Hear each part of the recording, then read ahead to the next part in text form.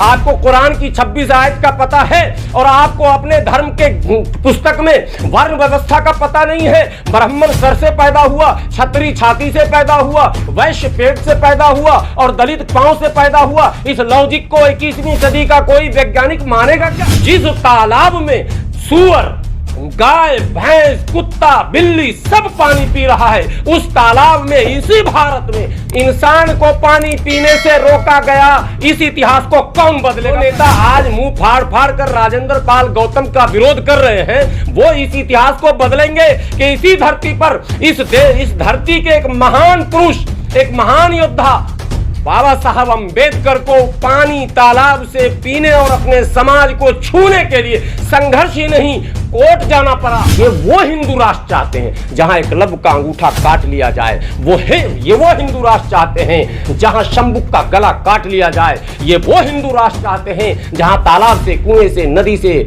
नाले से, नलके से आम लोग पानी नहीं पी सकते। जो लोग राजेंद्र पाल गौतम और दूसरों को निशाना बना रहे हैं, उनसे मैं पूछना चाहता हूं, किस मुसलमान ने आपके बारात को चढ़ने को रोका? आपने रोका साहब, आपने रोका। इस्लाम रहेगा या गुलामी रहेगी? अगर इस्लाम हमारे अंदर होगा तो हम गुलाम नहीं हो सकते हैं। बस एक म्यान में दो तलवार नहीं। जीतन राम मांझी हिंदू है या नहीं है, पहले ये भाजपा के लोग जवाब दें, है या नहीं है वो जवाब दें। दलित मुसलमान करो विचार, कब तक सहोगे अत्याचार? कांशीराम ने नारा दिया था, तो कांशीराम ने कहा था तिलक तराजू, हमने नहीं। आइए केजरीवाल जी, भाजपा का जवाब ऐसे मत दीजिए कि मैं मंत्री पर कार्रवाई करूंगा। अगर गलती से भी केजरीवाल ने कोई गलत बयान दे दिया राजेंद्र पाल गौतम के खिलाफ या मंत्रिमंडल से निकाल दिया, केजरीवाल जी यूं और यूं लग जाएगा। आम आदमी पार्टी जिंदगी में भारत के किसी कोने में कहीं भी कुछ नहीं कर पाएगी और पार्टी उसी दिन समाप्त हो जाएगी। धरती की पूजा, आकाश की पूजा, फिर क्या कहते हैं, पहाड़ की पूजा, सूरज की पूजा, प्रकृति की पूजा, पेड़ की पूजा, सांप की पूजा, शेर की पूजा, इत्यादि इत्यादि, शक्ति की भक्ति, ये एक परंपरा थी। धीरे धीरे एक नई थ्योरी आई, उसी थ्योरी का नाम इस्लाम भी है, बौद्धिज्म भी है, क्रिश्चियनिटी भी है, जैनिज्म भी है। ये तमाम थ्योरीज हैं जो आए, उसको एक्सपेरिमेंट किया गया। अब ये बात असल मुद्दा है कि एक्सपेरिमेंट में सिद्ध करने में कौन ज्यादा सफल हुआ। अगर क्रिश्चियनिटी सफल हुई तो दुनिया के अधिकांश लोगों ने क्रिश्चियनिटी को स्वीकार किया, इस्लाम सफल हुआ तो दुनिया के अधिकांश लोगों ने इस्लाम को स्वीकार किया, बौद्धिज्म सफल हुआ तो दुनिया के लोग बौद्धिज्म की तरफ जा रहे हैं। तो सारे लोग प्रकृति के नियमों के अनुसार स्वतंत्र हैं। उनको आप कहेंगे नहीं मेरे नियम को मानो, तो वो कहेगा आप सिद्ध करके दिखाओ, एक्सपेरिमेंट करके दिखाओ। यही फार्मूला होता। आप यदि सिद्ध करेंगे तो वो मानेगा, और उसके आपके सिद्ध करने के फार्मूले को काट कर, रिजेक्ट कर, वो उससे बेहतर फार्मूला अगर आपको दे देगा तो आपको स्वीकार करना होगा। धर्म का यही खेल है। इस्लाम जब भारत में आया तो उसने एक्सपेरिमेंट किया, भेदभाव, छुआछूत, ऊंच नीच, अगड़ा पिछड़ा, मानवता के नाम पर किसी को कलंकित करना, अपमानित करना, उसे क्या कहते हैं, इंसानियत के जो क्या कहते हैं मकाम हैं, उससे उसको पीछे ढकेल देना और जानवरों से भी बदतर बना देना। जिस तालाब में सुअर, गाय, भैंस, कुत्ता, बिल्ली सब पानी पी रहा है, उस तालाब में, इसी भारत में इंसान को पानी पीने से रोका गया। इस इतिहास को कौन बदलेगा? पहले यह बताए। गौरव भाटिया बदलेंगे? मनोज तिवारी बदलेंगे? भाजपा के आदेश गुप्ता बदलेंगे? जो नेता आज मुंह फाड़ फाड़ कर राजेंद्र पाल गौतम का विरोध कर रहे हैं, वो इस इतिहास को बदलेंगे कि इसी धरती पर, इस धरती के एक महान पुरुष, एक महान योद्धा बाबा साहब अंबेडकर को पानी तालाब से पीने और अपने समाज को छूने के लिए संघर्ष ही नहीं, कोर्ट जाना पड़ा। लोगों को याद नहीं है, संघर्ष से किसी हिंदू धर्म के ब्राह्मणों ने उन्हें दे दिया हो अनुमति, ये नहीं, बंबई हाई कोर्ट से अनुमति लेनी पड़ी। यानी कि क्रिश्चियनिटी, उस समय जो जज था वो क्रिश्चियन था, उसने अनुमति दी कि हाँ, इंसान होने के नाते अगर ब्राह्मण पिएगा, क्षत्रिय पिएगा, वैश्य पिएगा, तो दलित भी पिएगा। आज कल गौरव भाटिया एक चैनल पर कह रहे थे और भाजपा के सारे नेता कह रहे हैं ये मुसलमान लोग पैसे खर्च करके क्या धर्म परिवर्तन करा रहे हैं, बौद्धों को फाइनेंस कर रहे हैं। भाई मुसलमान को कहां से इतना पैसा आ गया कि क्रिश्चियन को भी दे रहे हैं, बौद्ध को भी दे रहे हैं, जैन को भी दे रहे हैं? क्या अनर्गल आरोप लगा रहे हैं। क्या बेहतर होता कि आप लोग स्वयं बैठते और आपके यहां जो व्यवस्था है, जिसे मनु स्मृति पर आधारित व्यवस्था कहते हैं, उस व्यवस्था को बदलने पर आप क्यों नहीं चर्चा करते?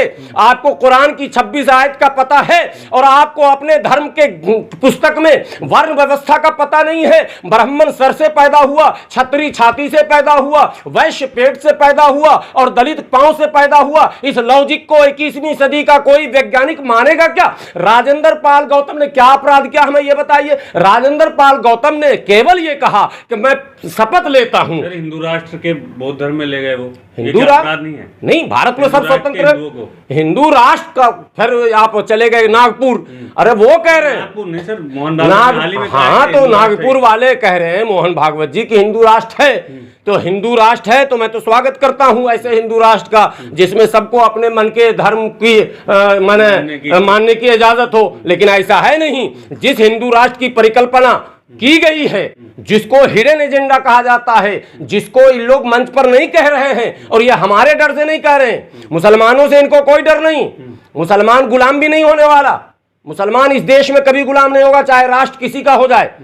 बात सुन लीजिए, गुलाम वही होंगे जो गुलाम थे, जिनको इन लोगों ने गुलाम बनाकर रखा था, जिसको इस्लाम ने आजाद कराया, मुक्त कराया, जिसको क्रिश्चियनिटी ने आजाद कराया, मुक्त कराया, उसको ये फिर से गुलाम बनाना चाहते हैं। इसलिए ये वो हिडन एजेंडा है। ये वो हिंदू राष्ट्र चाहते हैं जहां एकलव्य का अंगूठा काट लिया जाए। ये वो हिंदू राष्ट्र चाहते हैं जहां शंबुक का गला काट लिया जाए। ये वो हिंदू राष्ट्र चाहते हैं जहां तालाब से, कुएं से, नदी से, नाले से, नलके से आम लोग पानी नहीं पी सकते, आम रास्ते से आम लोग नहीं चल सकते, आम सवारियों पर आम लोग। 21वीं सदी में घोड़े पर बाराती चढ़ने पर किसी मुसलमान ने रोका था क्या? मैं भाजपा के नेताओं से और संघ के नेताओं से पूछता हूं, आपके चैनल के माध्यम से, जो लोग राजेंद्र पाल गौतम और दूसरों को निशाना बना रहे हैं, उनसे मैं पूछना चाहता हूं, किस मुसलमान ने आपके बारात को चढ़ने को रोका?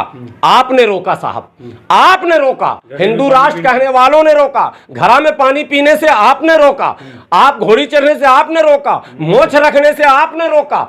आप रोक रहे हैं, आप परेशान कर रहे हैं, आप आरोप। इतनी बेशर्मी, इतना बेलज्ज, इस तरह से टीवी डिबेट पर, नेशनल चैनल पर गौरव भाटिया आकर कह रहे हैं ये इस्लाम की वजह से हो रहा है। अरे तो आप कह रहे हैं कि मुसलमान गुलाम नहीं बनेगा चाहे हालात कुछ भी हो, तो जाहिर है फिर फंडिंग कर रहे हैं आप बौद्ध धर्म को। नहीं, हम लोग तो भूखे रहकर संघर्ष करने वाले। हमारा इतिहास देखिए, सबका इतिहास है। इस्लाम ने सिखाया, जो तालीम दी, वो तालीम ही गुलामी से मुक्ति का है। या तो इस्लाम रहेगा या गुलामी रहेगी। अगर इस्लाम हमारे अंदर होगा तो हम गुलाम नहीं हो सकते हैं। बस एक म्यान में दो तलवार नहीं। इस्लाम का की बुनियाद जो है, इस्लाम का जो बेसिक स्ट्रक्चर है, वो गुलामी से मुक्ति है। और ये शब्द नहीं है।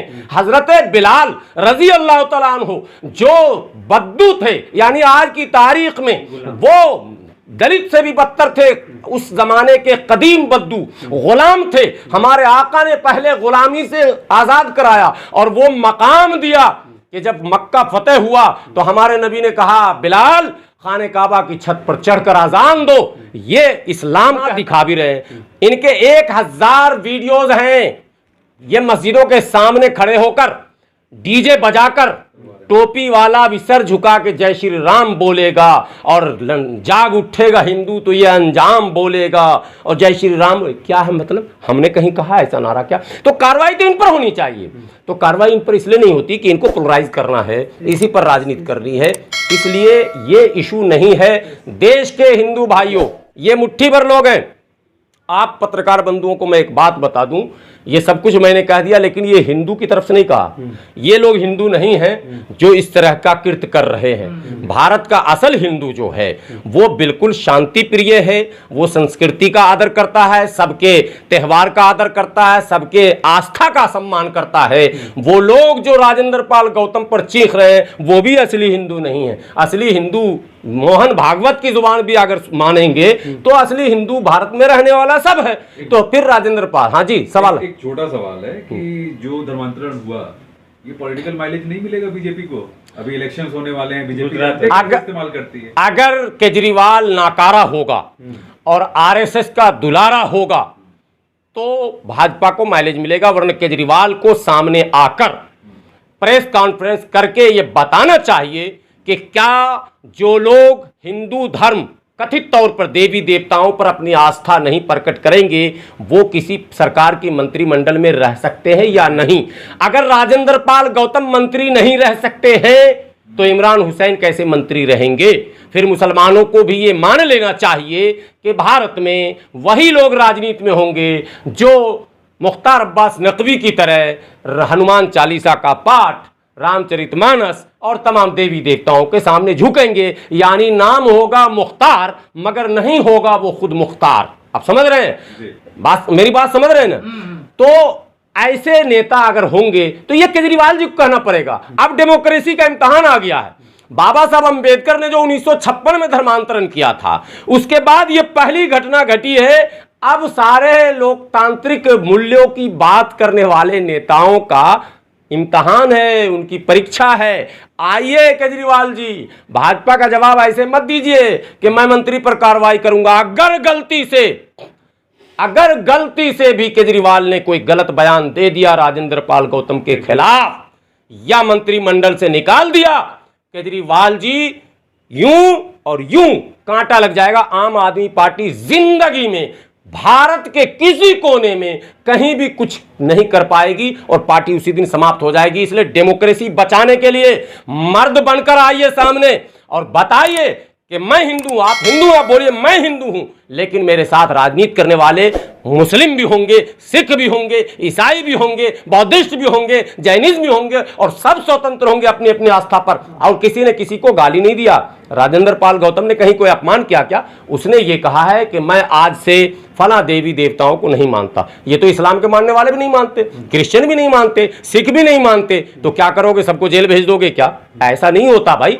आपकी आस्था आप मानो, हमारी आस्था हम नहीं मान रहे। नास्तिक भी होते हैं और नास्तिक भी होते हैं जो किसी को नहीं मानते। तो भारत तो हिंदू, मुस्लिम, सिख, ईसाई, जैन, पारसी, बौद्ध, आस्तिक, नास्तिक सबका संगम है ना साहब। तो सबको स्वतंत्रता है। बहुत बहुत शुक्रिया।